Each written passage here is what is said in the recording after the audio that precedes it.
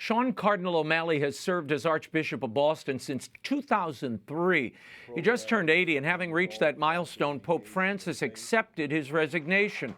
Bishop Richard Henning of Providence, Rhode Island, has been named as the new Archbishop of Boston, taking possession of the see on October 31st. But who is Bishop Henning, and what will be the legacy of Cardinal Sean O'Malley? Here with analysis, Boston native and editor of Catholic World News, Philip Lawler. Phil, thanks for being here. I want to get your take on this appointment. As soon as this news broke, what do you make of the appointment of Bishop Henning of Providence, where he only served for a year, and now he's going to this historic archdiocese? It was a bit of a surprise to me because I know very little about Bishop Henning. What little I know, I have to say, is favorable. I had heard a few months ago that Cardinal O'Malley would be replaced by someone from Rockville Center, the Diocese of Rockville Center, New York. And I assumed that meant the Bishop of Rockville Center. Bishop Henning is a native of Rockville Center, so I guess the message was lost in translation. Or possibly something happened in Rockville Center, such as the diocese went bankrupt, and that might have altered things. I don't know. Yeah, well, O'Malley, we should point out, was also Bishop of Palm Beach for a very short period of time before he was whisked to Boston. So there's a pattern of this. But there were reports, Phil, and I'd love your reaction to this, that Cardinal Wuerl, the former and disgraced Archbishop of Washington, and Cardinal Cupich personally went to Rome to lobby the Pope to move Cardinal Robert McElroy of San Diego to Boston. What do you think happened there, and why do you think that suggestion was rejected by the Pope?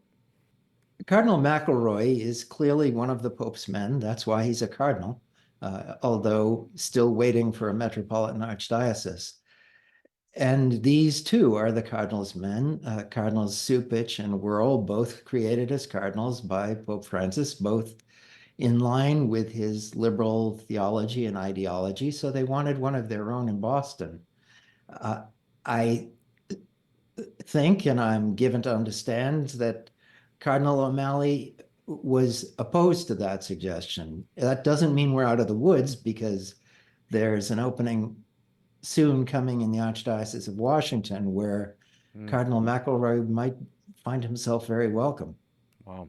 Yeah, and New York comes up next year as well, the top of next year. So there's a lot of turmoil in these seas. But Phil, Henning is only 59 years old.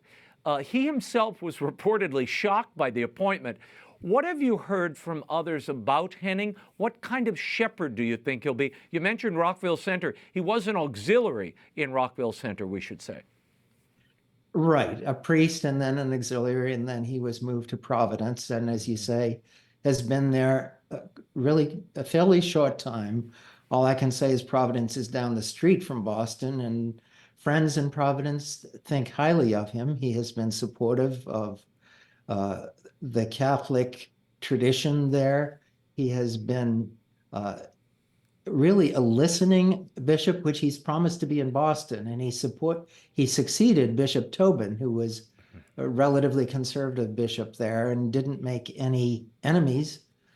So I don't think that he will be a firebrand one way or another, but the indications that I have are, as I say, relatively favorable. Yeah, I spoke to someone who met the cardinal, knew him a little bit, or the soon-to-be cardinal, Bishop Henning, and said they were impressed by his fidelity to the teaching of the church, the traditional teaching of the church, and his defense of it. So that's a good sign. Phil, who were the candidates that you imagined might replace Cardinal Sean? And why is this pick so out of left field, do you think, when, Pope Francis has chosen bishops who sort of share his vision and personal approach to church teaching? That's a really good question. Frankly, I expected someone along those lines, someone more of a Pope Francis archbishop for Boston. And to be honest with you, such an archbishop would be fairly well received by most of the clergy in Boston and most of the dwindling congregations in Boston. So I expected some more sort of, if you would, pardon the expression, a hard line, Francis Archbishop. I didn't know who the candidates were. I was also worried about Archbishop McElroy, and my friends in Rome told me fairly early on I shouldn't worry so much. Maybe I would have worried more if I'd known there were cardinals flying over to Rome to lobby for him. Yeah, that's what the report said anyway. And Henning is a sacred theologian. He speaks Italian, Spanish, a big plus given the growing Hispanic population in Boston. Yes. But Phil, given what you've heard and read about Henning in the last week or so, do you think he'll be more of a pastor or an administrator? And which role is most needed in Boston now? That's a very good question. I think from what I've heard, and I may be wrong, I think he'll be more of a pastor. He doesn't strike me as a sort of man who will plant himself behind a desk.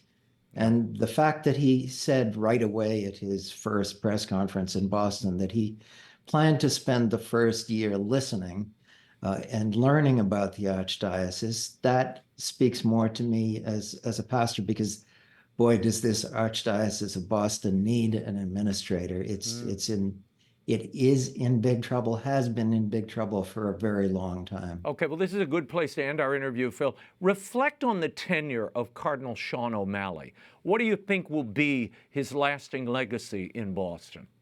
He is going to go down as the Archbishop who came in at a time when the Archdiocese was demoralized by the sex abuse crisis, and he did successfully at least get it out of the headlines. I won't say it's cured because it hasn't been cured.